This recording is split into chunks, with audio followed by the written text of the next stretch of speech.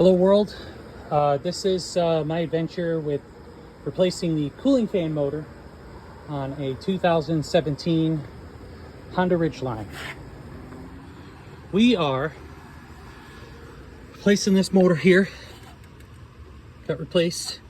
I've already finished the job, so I can't do a step-by-step, but let me tell you what happened.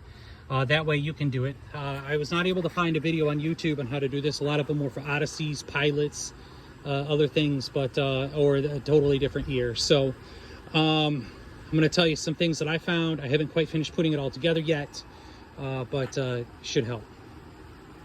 The first thing is you got to get that big ass piece of plastic off. You got to get the snorkel off of the car, the big piece of plastic coming across the front. Okay, and then what you do is take out the battery and the battery box. Okay, from there is where it gets well, there you got to take off the radiator hose because the fan's got to come out this way. Okay, now there's this big bar down there that you can see as part of the engine support, and there's also the lower radiator hose, but we're not going to take that off. Make sure the engine's cool though when you take off that upper radiator hose. You don't want to burn yourself. There's two 10mm bolts here and here that take off the I'm sorry, here and here, that will allow you to take off the fan. There's two pins in the bottom on the left and the right. And the one thing that I didn't know that took me a long time to figure out is that there is a, I don't know if you can see it. Try and zoom in. There is a, I'm gonna try and,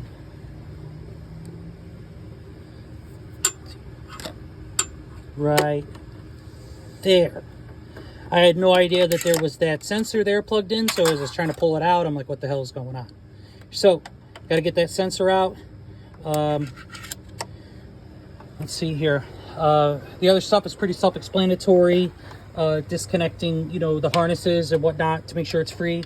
The battery box, once you get the battery box out though, one of the things I found with this here, this is the bottom part of the bracket, like a mounting bracket for the battery box.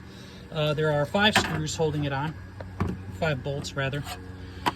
You got this one's a 10mm, a 12mm, another 12mm right here, and then there's 2 other 12mm, one under this way and one down here going that way as well. Okay, so get that all out,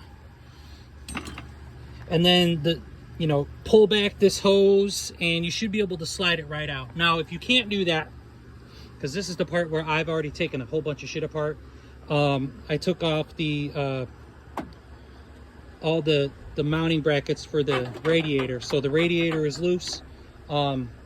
You might need to do that so you can lean it back to create additional space to get it out. That'll be something that you'll have to figure out, but at least now you know. And then once you get it out, you can replace that motor. The reason why I replaced the motor was because of the fact that I had a loud vibration in the front of the truck. I couldn't figure out what it was. It was only when the truck was, obviously when it was running. Looking at the fans here, that was kind of my first thing, because the fan was running. And when the fan was running, I'd put my hand on the housing and it kind of would dampen the sound.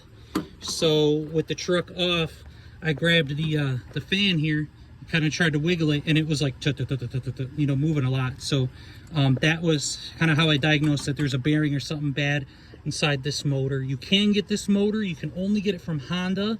There are websites online that are cheaper than the dealership. The dealership wanted $350, but I found it online for about $200 plus shipping. But if you need to test it against a different one, this other fan motor right here, this has no play in it either. Now this one has no play because it's been repaired, but you see this one clunking around over here and this one not clunking. It's most likely something going on with the fan motor shroud, something connecting that. Okay, I hope this was helpful to someone out there. Give me a like if you can. I appreciate it. Thanks, and have a good night.